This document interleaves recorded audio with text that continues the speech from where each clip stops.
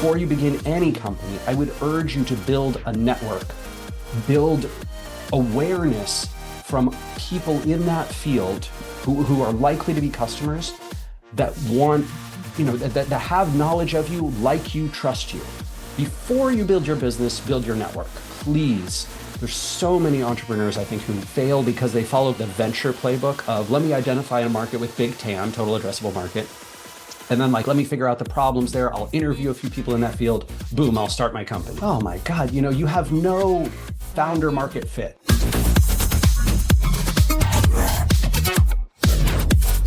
Hello and welcome to the Exponential Scale podcast, the show where we talk about how tiny teams with big ambitions are doing more with less, scaling smarter, not harder, and building big businesses with teams that could fit around a dinner table. I'm your host, Ron Schmelzer, and on today's episode, we're talking with Rand Fishkin, co-founder and CEO of SparkToro. Hi, Rand. Thank you so much for joining us. My pleasure, Ron. Good to be here. So the startup world more or less has one official playbook, if you want to think of it this way. You get an idea, you raise money from investors who are betting you'll 10x their fund, you hire fast, you grow at all costs, and then somewhere in the calendar you have what is politely called a liquidity event. And I don't mean hanging out in bar with friends or maybe what even comes out after. I'm talking about the liquidity event for investors, and that means you either go public or you get acquired and someone walks away with a check or they don't, and you learn a lot about what preferred shares means in practice. So the thing is that almost everyone who has run that playbook knows exactly how the movie ends, including yours truly, which is a story for another time. The pressure to grow into your valuation really warps every decision you make. You hire people you don't need because headcount signals health. You phase markets that don't fit because TAM signals ambition, and you make product decisions based on what your board wants to hear in quarterly reviews. And somewhere along the way, the company you wanted to build gets quietly replaced by the company your cap table needs you to build. So my guest today, Rand Fishkin, who is the co-founder and CEO of SparkToro, has lived this story. He has raised over $29 million when he was previously at Moz, and he watched that company grow to 200 employees and $50 million in revenue, and he knows better than almost anyone what that kind of growth costs the person in the founder's chair. He stepped down as CEO in 2014 and left the company in 2018, and he wrote about that experience, including parts that most founders don't say out loud in his book, Lost and Founder, published by Penguin Random House. So when he built SparkToro, he did something deliberate. SparkToro is an audience research platform that helps marketers understand where their audience spends time so they can reach those people without guessing, without spray and pray, without blowing a budget on channels that don't convert. And SparkToro, which to me, it's like lightning bull, but in a good way, or maybe inspiration from that fatty part of the tuna, which I love so much, the toro. But I digress. So, the thing about Rand, why we can gain so much from his insights here, is that he didn't bootstrap. He did raise outside capital, but he designed the structure so that investors could get a fair return without requiring a $1 billion exit, no board seats, distributions out of profits, founder control intact. And it's not VC, it's not bootstrap, it's this third path. We had a previous interview with Andrew Rose of Seed Legals who talked about the seed strapping idea. We'll dig into it a little bit more. And SparkToro raised $1.3 million in a funding round from 35 angel investors, focusing on a unique funding model that emphasizes sustainability and long-term profitability over traditional venture capital methods. And this approach allows founders to maintain control of their business while providing fair returns to investors. But he's winning.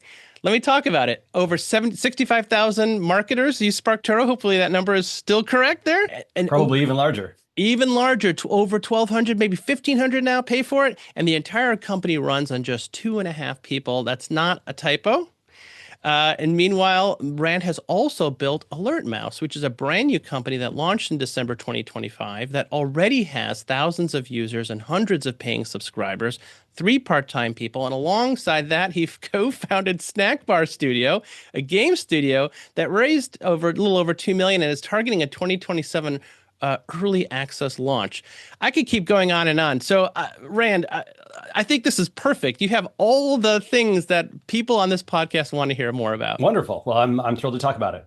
Yeah, so let's dig into maybe bring our conversation here. Like, how did you get to this point, and where are you in this thinking of where small teams now play in the corporate competitive dynamic? I mean, let's see. I think it's really a personal choice combined with a decision about what you want to build and how much risk tolerance you have. I have relatively low risk tolerance personally. And the venture model you were talking about, Ron, follows this trajectory that is essentially a fund intends to usually invest in somewhere between 100 and 1,000 companies.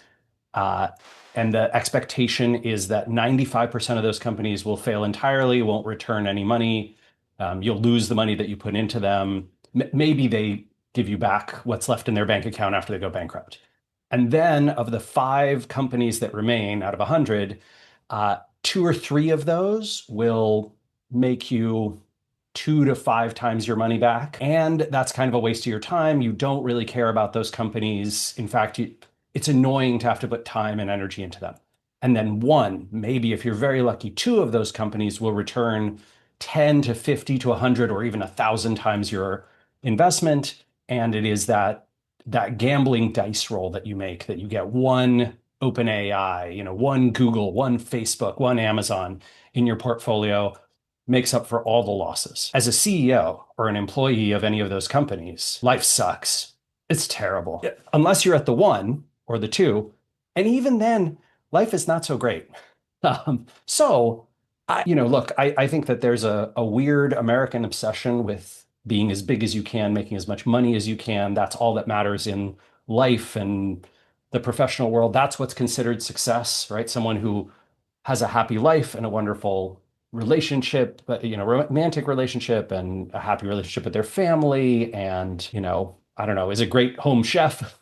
Those people are not considered successful. People who make $1 billion and have a horrific life that is filled with visits to Epstein's Island, those people are considered successful. I think that's a bunch of baloney. I would like to use much stronger language, but I don't know who's listening to this podcast, so I'm going to be respectful. And I would encourage those 99 founders who are going to take venture and fail to build something different, to consider raising money in a way that benefits you, your employees, your team, your customers, and yes, even your investors, but not investors who have the money and the portfolio approach to distribute that across 100 or 1,000 companies. But instead, they're looking for 5 or 10 companies where they can put $10,000 to maybe $100,000 to work and hopefully see a high rate of successful return, meaning those companies become profitable, stay profitable. Some of them might have a liquidity event. Some of them might just pay dividends over time, but you'll get your money back from almost all of them.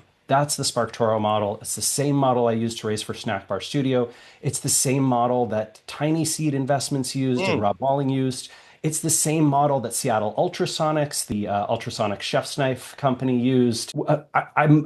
I'm not like incredibly proud of that many things in my life, but I'm very proud that this investment structure has started to become something that other people are using. Whenever founders email me and ask for the docs, I'm like, yes, we open source them. Here they are on the blog post. You don't need to pay an attorney a ton of money to make them again. Snackbar used a C Corp. SparkToro used an LLC. So you can raise money in either fashion using our docs. Just fill in the blanks. Well, that's great. Well, we're definitely going to link to them in the show notes. Also, for those of you who are listening, take advantage of that because, yeah, I think the momentum is actually starting to shift more towards these smaller companies that there really aren't as many limits to scale as people might have thought. We have talked about this with a couple of founders who are really scaling quite remarkably well with small teams that may have not even raised a round or a very minor round. And I think we're in this weird time, I think, in the world, but we're in this weird era now where I think that the emphasis is shifting away from the challenges that used to be hard to create things. Creation was complex. It took a lot of people, it took a lot of effort, it took a lot of time, but creation is becoming easier and easier. What's becoming harder and harder is getting attention, which is also part of what you're focused on. So maybe to that extent, companies who are trying to say, hey, I don't really want to dominate a space. I don't need to be the power law leader here where I squeeze all the competition out. I'm very happy to survive on just $20 million a year revenue, Oh right? no, Oh, yeah. I know. So maybe talk a little bit about the challenges for these firms to compete maybe against some of their overfunded rivals. Yeah, I think historically speaking, there was a huge belief that not just revenue, but raising a lot of money would give you the chance to survive in a market against other well-funded competitors because you could buy the advertising or build the big team or, outbuild them in terms of product or hire a bigger sales staff to do the outreach to all the potential customers in the market. I that is very rarely true. I think that is very rarely true. Not never. There's times, but and there's certainly companies for whom raising a ton of money is right. If you're in whatever clean tech, yeah, you need a bloody fortune before you can start to build your factories and produce things. If you're in pharmaceuticals, absolutely, sure. Or you could be like one of those trillionaires and literally blow your money into space. Go for it. Yeah, don't let me stop you. Please, if you have billions of dollars, just spend them all. That's all we really need. Stop conserving your wealth. The thing about a small team in a small company is that I would say what I don't want to do, Ron, is I don't want to position it as you can and should try and outcompete these big companies and also race to 100 million or $1 billion in revenue. I don't think that's what you should necessarily do.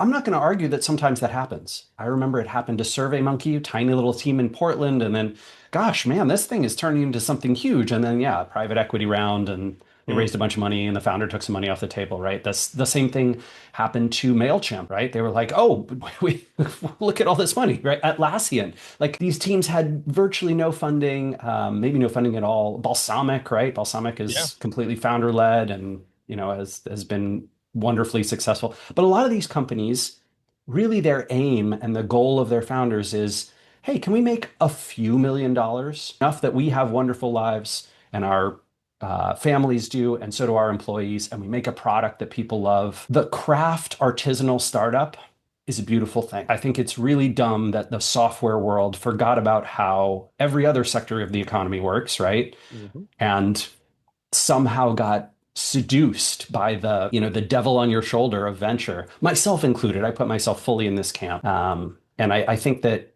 we can really see, and one of the reasons that this tide is turning, Ron, is that when you look around at the venture funded founders and companies who've been successful, you see, I don't want to mince words, you see a lot of evil, a lot of terrible behavior. I'm not just talking about the Epstein stuff or the, whatever, OpenAI and Anthropic stuff or the, Theranos types of things. But man, it is hard to find someone who has a big company with a ton of money in and a lot of revenue and a big team and say, oh, they only ever do good things. Hard to find. And yet it is so easy to find 100 companies with 10 to 100 people who are in that model. Like, oh, they just do good things. They're just good. Yeah. I think, one of the biggest reasons why we might start seeing a resurgence towards more sustainable, smaller entrepreneurships is exactly because of all the layoffs that are happening, especially in the tech industry. You have a lot of people who have the skills to build, right? Yeah. And they have learned their lesson of being employee number 1,000 out of 10,000. And now guess what? 4,000 of those 10,000 were just laid off. Yeah. True story, right? Just happened this past week. And the excuse was, well, we used AI, so therefore we don't need all these people. And my response to this has been our response to this on the podcast and our newsletter. It's like, well, two can play at that game. If you can do more with less, so can we. Thank you very much. You've just launched 4,000 new competitors. So I really hope that's true. That's wonderful. I would also say to anyone who is claiming to use AI for layoffs, that is definitely not true. Block is a great example of a company that has more employees today, even after these layoffs, than they did in 2022, I believe. So essentially, what happened was, oh, you way overhired because sort of pandemic era boom. Now you're doing layoffs, and you don't want to say that's because you made mistakes in the past. You want to say that's because you're getting more efficient, because Wall Street rewards you for one of those responses, but does not reward you for the truth. Another great example of like why it sucks to be a big company. Right. Well, it may not seem this way, but actually Rand is pretty chill. As a matter of fact, he published published the Chill Work Manifesto, and I want to call to you. You've done so much good work here. The core argument, we want to talk a little bit about it. One of the core arguments is that you can deliberately design a company to be sustainable and enjoyable, not just efficient. So, what does that look like? Because you're running your organizations now. So, provide a little insight into how your organizations are working. How do you put this into practice? Yeah. So the Chill Work Manifesto is something that Amanda Natividad, who's our part-time marketing person at SparkToro, she also does lots of other things in the marketing world. I'm writing a second book with her called Zero Click Marketing right now. And she had this concept when she joined SparkToro that, gosh, you and Casey practice something that doesn't have a name. But she named it Chill Work. She's always been great at naming conventions. And essentially, what we view as Chill Work is there's never or almost never an emergency. There's almost never a need to put in 50 or 60 or 70 hours in a week. There's almost never a situation that comes up that is extremely high stress in the business. And that is because we designed the business in a way where we say no to things that could introduce those stressors. I'll give you a few examples. When companies reach out and they say, gosh, SparkToro sounds amazing. We love what you're doing. We would love to sign up for an enterprise account. Do you do SOC 2 compliance? The answer is no. We do not. We do not jump through those hoops. We don't get those audits. We don't bother with those technical reviews. And that means because we don't do it and because we say no, those folks don't find themselves in situations, and we don't find ourselves in situations where there's, a panic in the middle of the night because there was a connection request that was whatever, unverified from an outside source. And then we dig into it. And 3 days later, we're like, oh no, that was an erroneous message. Never. That happened at Moz, by the way, that the customer freaked out that we had lost their data. Turns out, nope, it was just an error message that went awry. And anyway, that stuff, we don't do it. We also, because the service that we provide essentially anonymizes all the data inside of it and collects only open web data and all this other. Mm. We don't have a lot of security risk. We don't have privacy risk. We say no to demos, right? People reach out and they're like, hey, my team and I would like to schedule a demo with you. Sorry, we did make these slew of videos and we made software that's incredibly easy to use. Like, if you can't figure it out, it's definitely not right for you. And so that response, I'm sure it costs us business, but it also saves us literally 20 hours of work a week, right? Of doing these demos. So it's all those kinds of decisions that give us the freedom and flexibility to do it. Snackbar Studio is really similar, Ron. We said no to having a publisher, right? Which means no outside external pressure on when the launch date is, no particular input on creative decisions or programmatic decisions or which platforms we're going to launch or not launch on, those kinds of things. Incredible amount of freedom and flexibility. The $2 million for a game that should cost about 1.2, 1.3 to build means that we have an incredible amount of flexibility in our launch timeline. If things get near the end and we need another 90 days, we do it. Instead of crunch time for the team, which is very popular in the video game industry, for those who are familiar, we can say no to it. And as a result, it's chill. It is just chill. Sounds fantastic. It's actually very consistent with a few of the interviews we had. We interviewed the founders of a company called DatoCMS, which is a small content management system run by 13 people out of Italy, with doing $6.5 million in ARR. And they do the whole build in public thing. And we shared their what are they called? DatoCMS? Yes, DatoCMS. And I encourage our listeners to listen to that podcast episode. And they're Italian. They're living the chill life, man. Oh. They're just like, look, we don't tell anybody to work more than 30 to 35 hours a week, especially us. And if it can't be done, it probably shouldn't be done. And they say no a lot. And they bring it back to a marketing concept. This might be a good idea. They're like, hey, it's the ICP. If the customer knows what they want, then they're a good fit, and it's a good fit for everybody. But if it's not a good fit for them, it's probably not a good fit for us either. They say they probably lose deals, but they say they gain as many deals as they lose. So Absolutely. It kind of comes out in the wash. I guess that seems. I think there's a huge number of companies and you see consumers whose preference is for small, personal, informal, not SOC 2 compliant types of businesses. And man, those markets are completely underinvested in by venture, right? And so it's not even that you don't have the money to compete, it's that you have no competition. I am often frustrated, Ron, when I get on a stage, I'm making a presentation, right? And I'm presenting to an audience of marketers, and I want to say like, hey, here's how you find your audience and what sources of influence they have and what they pay attention to and whatever. And what I would like to do is show them 3 or 4 pieces of software that can do that. But there's only flipping one. There's only SparkToro, and it's very annoying because it makes me look like I'm being promotional and self-interested. I would love some competition in the space, right? But it just doesn't happen because people don't invest in these kinds of spaces, which of course leaves millions of dollars of revenue for those of us who do, and that's wonderful. And you can build some really special stuff. I also want to say the European influence, like the cultural influence of a different mindset from the United States is so helpful. The Snackbar team, with the exception of Geraldine and I, is all in Europe. Oh, nice. The game is set in 1960s Italy, and so there you go. It's very focused on that. The Balsamiq, right? The other company I mentioned, that's based in Bologna, Italy, founded by Pel di Guilizzoni there. And yeah, that mindset has been so inspirational to me in the second half of my career versus the first half where Silicon Valley was the exclusive mindset I held. I am convinced that this universe that we're talking about here, small team founders growing big, this is a unique ecosystem of its own.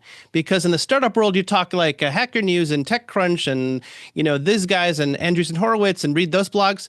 But we have our own little world here. Okay, we got the DatoCMS, the Balsamiq folks, we have the different profit plans. So this is good. This is good, yeah. Folks. I think we're in this nice universe.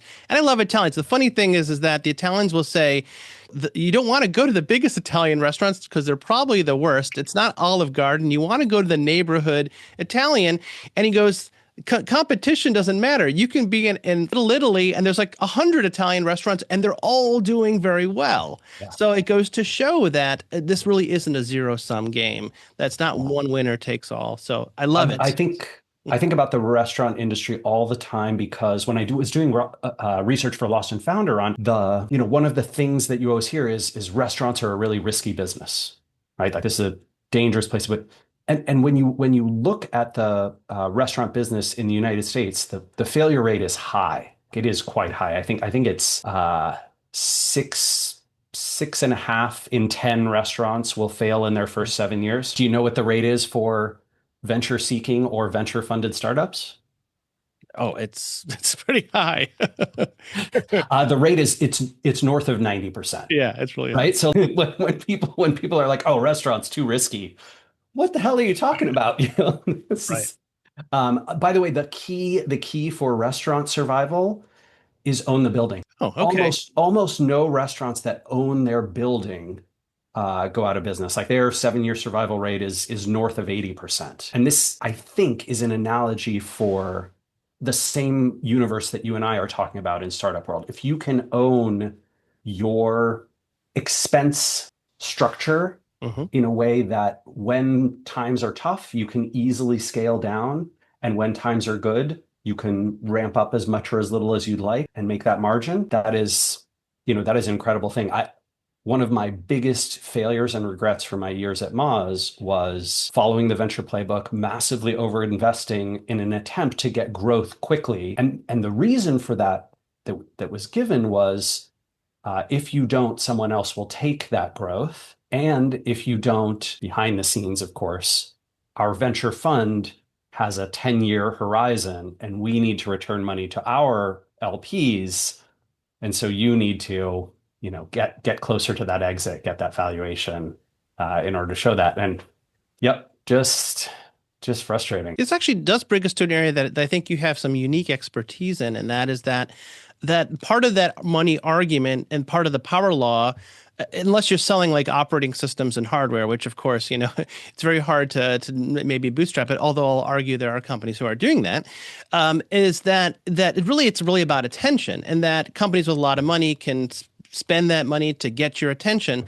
But I think, but we're operating again in a different era, and I want to get your insights into this. That you'll have these situations where a lot of times is people will take word of mouth, or they'll take, recommendations from people they trust much more over even what the GPT might recommend now, or whatever else is saying. So, but that of course is notoriously, I guess, difficult to scale.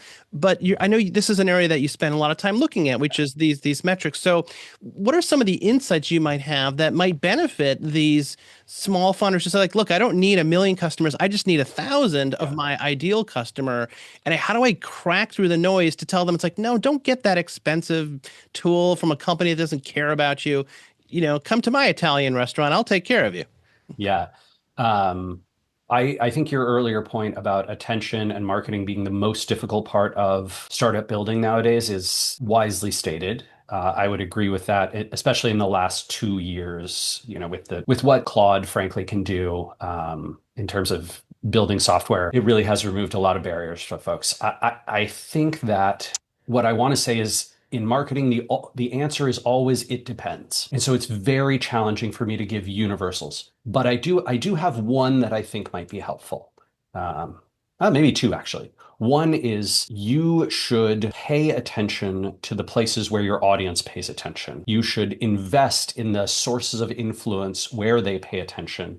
And you should do so in ways that play to your personal strengths and interests. So for example, Ron, if you told me, hey, I'm starting up a business to, I don't know, be the Yelp of Italy, and I'm going to rate a bunch of restaurants there, and then you said, and I know Instagram's a great channel for reaching foodies and travelers, but I hate it. I personally hate it. So I'm just going to outsource it, or I'm going to do some crap content on there, or throw some AI content on there. I would just tell you, don't do that. You're great at podcasting.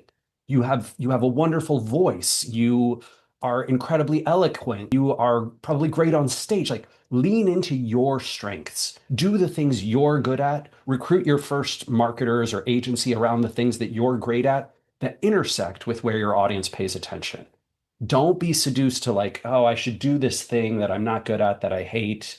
You're small. You can be nimble. You don't need to reach the biggest audience possible. Focus on those areas where your audience pays attention. And the second thing is, before you start that company, before you begin any company, I would urge you to build a network, build awareness from people in that field who are likely to be customers, that want, that have knowledge of you, like you, trust you.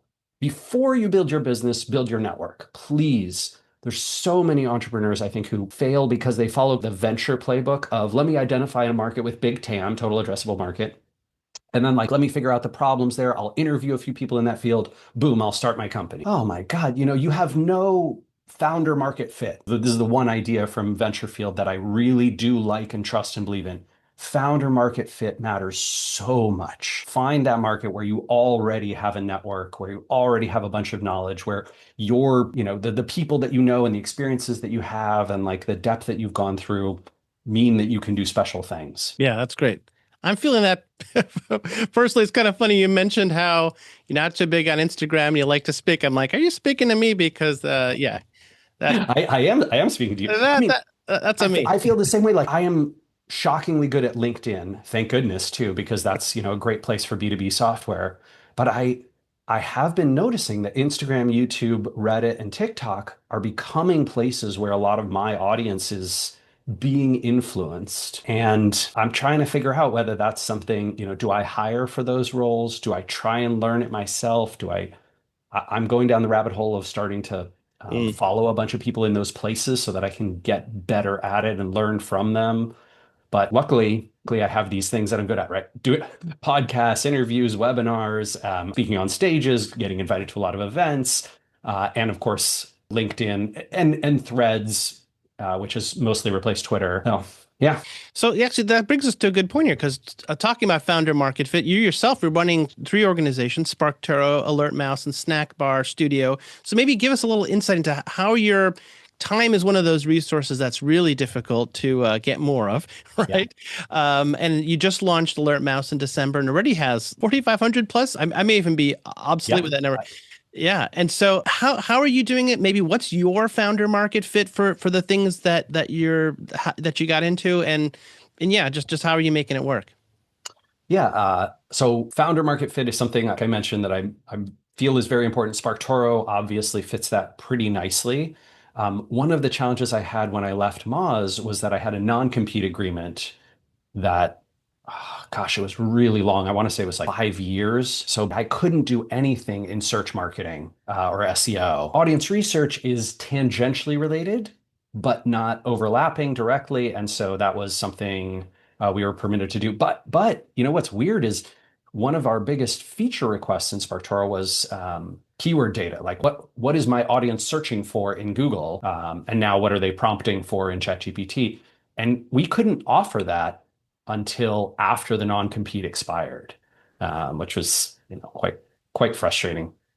But so with SparkToro and Alertmouse, I definitely leveraged my founder market fit, right? Like the people I was connected to, and what I was good at.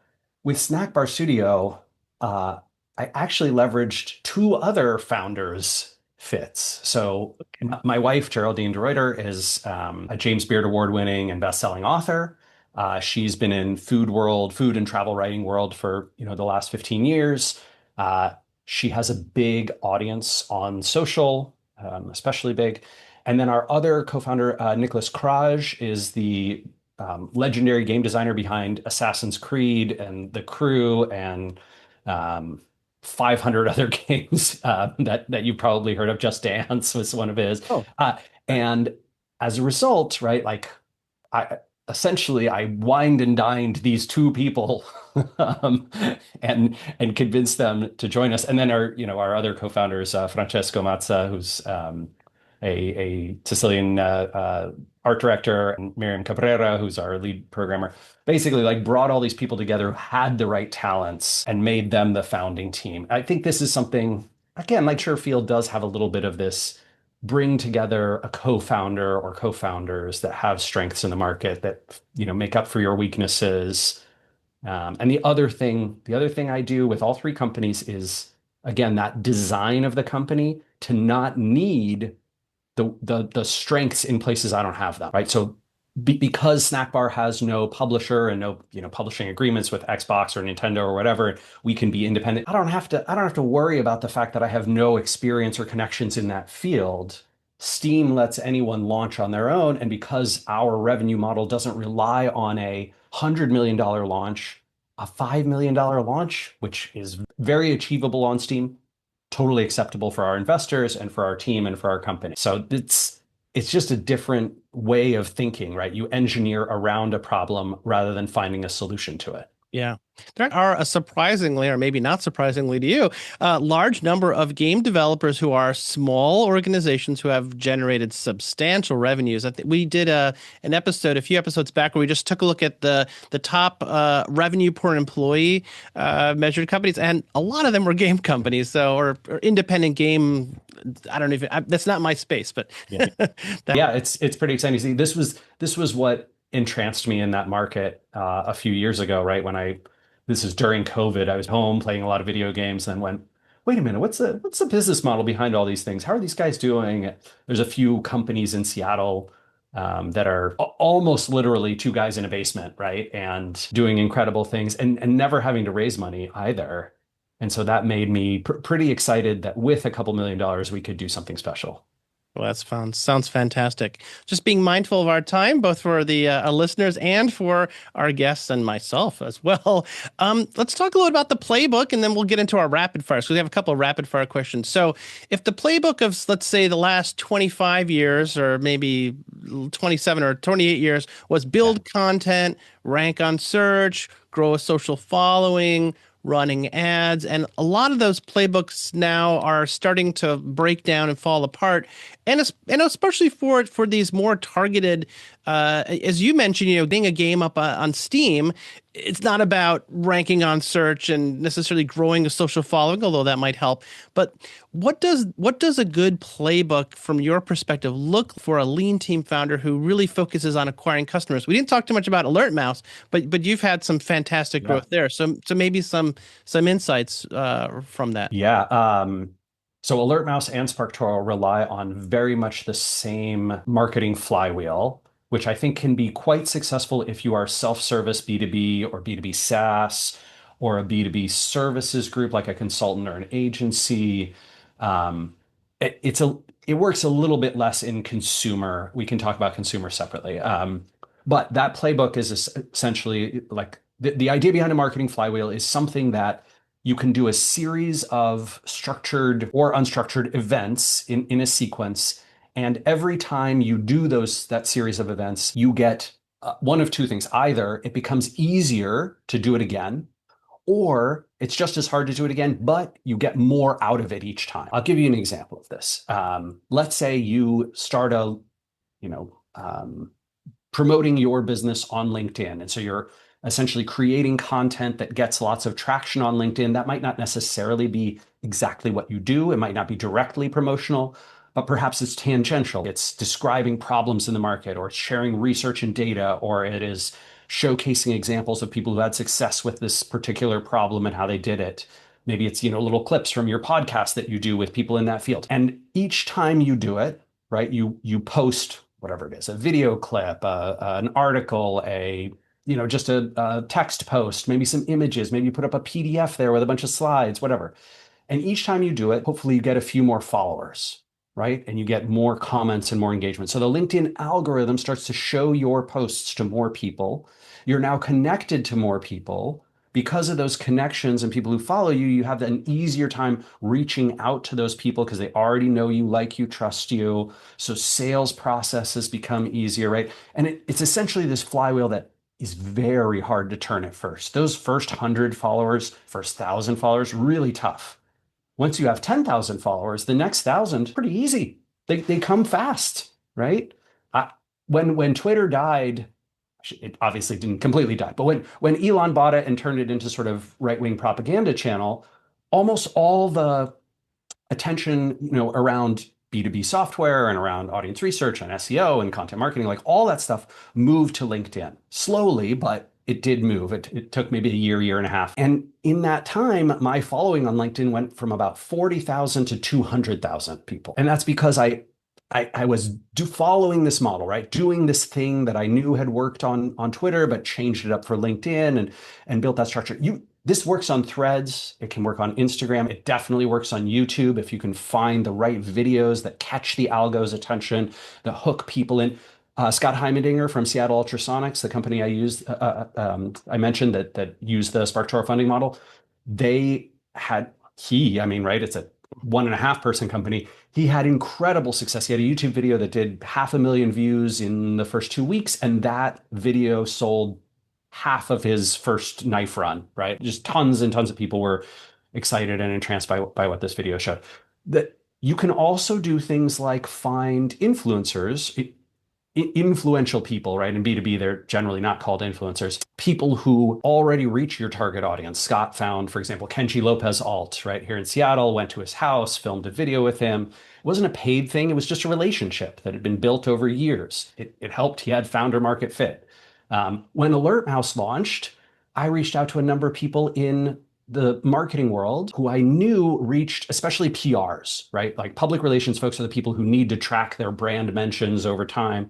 And a lot of people who reached founders, because founders also are like, oh crap, what are people saying about Rand Fishkin or Snackbar Studio or Alertmouse? And I reached out to those folks and I said, hey, we're launching this new thing. Could I urge you to like put up a post somewhere or amplify something, comment on something, help me amplify this? Sure enough, hundreds of people did. That's really what launched Alertmouse. That's how Alertmouse in 60 days grew to almost 5,000 users. There you go. And also backs up that earlier point of build your network. Build your network first. Build your network. My God, people. Don't just start a company in the field. Build a network. There you go. Well, good. Case in point. Well, good. Well, I got a couple rapid fire questions for you, and we'll cut things up here. So, the questions I ask every single one of our fabulous guests, because they always give some really great nuggets. So, the first question is always about tools, because people want to know. So, what's one tool or automation or AI or whatever it is that you absolutely can't run your business without? The one that gives you and your team the 10x leverage every single week. Ooh, I don't know about 10x leverage, but I will say that two things that both Alertmouse and SparkToro have benefited from. Oh, and actually, Snackbar Studio is on one of them. Is a bank. Oh, It's called Mercury. okay. Scott introduced me to it, and man, it's compared to our old credit union that we were using. Just everything is so easy, making payments, doing reimbursements. It has a great interest rate on the money that's sitting in there. So Snackbar Studio, raised a couple $1 million, and we make 5-6 grand on that money every month, which means that we're essentially getting to pay for one of our developers for free, right? Like, Wow. anyway, it's fantastic. They've got a treasury yield account system. So I really love Mercury. They are a wonderful bank. The second one is ProfitWell. Okay. You might know that they were acquired by, I can't remember the name of the acquiring company, but they left the product in place. So this is something Patrick Campbell built, right? And ProfitWell is just fantastic for SaaS analytics and showing you holes in your business and opportunities, and it's free. There It's you go. weird that it's acquired by Paddle, right? And Paddle basically uses it to promote their credit card charge saving service, right? Like somebody, whatever, their credit card expires, but you can use Paddle to get the new credit card number so that they don't have to re-enter it automatic, and it does it automatically, blah, blah, blah, blah, blah. So those two. That's good. As this, every single time I get a different answer. That's great. A bank and ProfitWell. That's fantastic. Yeah. Mercury. I've heard of Mercury. I didn't realize it had made that big of an impact. And of course, It was making money on money is not a bad thing. it was a big deal for us. Yeah. So the second one is processes or methods. So what's one system or process that you believe every lean, leverage first team should have in place by the time they hit their first $1 million in revenue that separates the scalers, the ones who are really getting that leverage, from the grinders, the ones that are Hmm. just working really hard? Maybe what's one thing you might tell them to stop doing, or maybe one thing they should start doing today that they may not be doing? If you built your first $1 million on advertising, I don't want to tell you to completely stop doing it, but I would urge you to test turning off your ads for a little while so that you can see how many customers you would get without advertising and how incremental that advertising return on investment really is. Ads are fantastic at taking credit for sales that already would have happened. Google knows exactly where you're going on the web. Facebook knows exactly where you're going to be on the web. And so they show your ads to people who were definitely going to buy anyway. And by turning off your ads, you can see what the true incrementality and revenue add is and decide whether and how much you want to keep spending on advertising. The other thing I'd say is we talked about that marketing flywheel earlier. If you don't have a flywheel, you're not doing marketing right. Okay. It has to do one of those two things. That sequence of events that your marketing team or that you are running should either be easier every time you do it, or it should produce more returns and hopefully both. That's great. Good insights there. So the final one is just general tips. So if you could give one tip, one piece of advice to a founder who's running a dinner table sized team right now who wants to scale from your vast amount of experience, what would you share? The one caveat is you said who wants to scale, and maybe advice might be for people who are comfortable with a slower pace of scale. And that advice, but I would give it to everyone. I would just urge you to think differently about a company. That advice is I have found it awesome to only work with people I really like. Like I enjoy their company. I remember Casey and I were talking about making an early hire, and I was trying to convince him like, hey, this person has these perfect skills. I really think they should join the team. And he was kind of, oh, I don't know. And eventually we came to the conclusion that Casey was like, I don't enjoy spending time with them.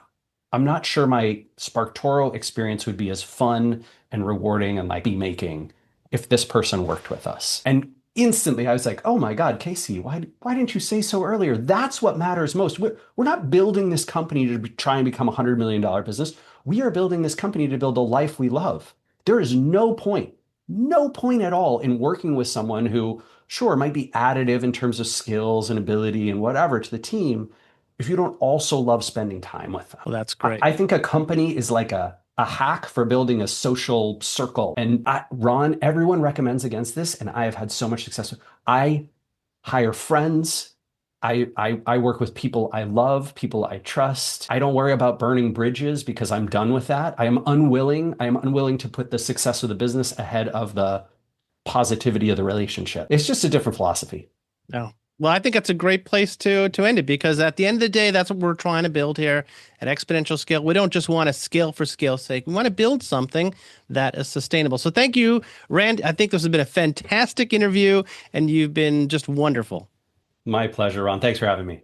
And so we'll leave you with this mantra, as we do for every week, and that is that the founders who build companies that last are the ones who have designed for longevity as the founding constraint, not as an afterthought. So you can engineer for calm, you can engineer for optionality, and you can engineer for founder control, and the companies that do tend to outlast the ones that don't.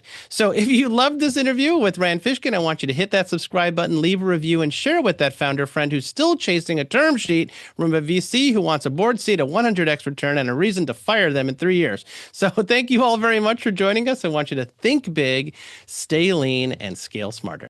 Micro teams aren't the future, they're the now. If this episode got you fired up, hit that subscribe button, share it with your crew, and join the movement over at scalebrate.com. That's SCALEBRATE.com. Till next time, think big, stay lean, and scale smarter. Because you're not a tiny team, you're a micro team with mega potential. So get exponential, and thanks for tuning in to the Exponential Scale Podcast.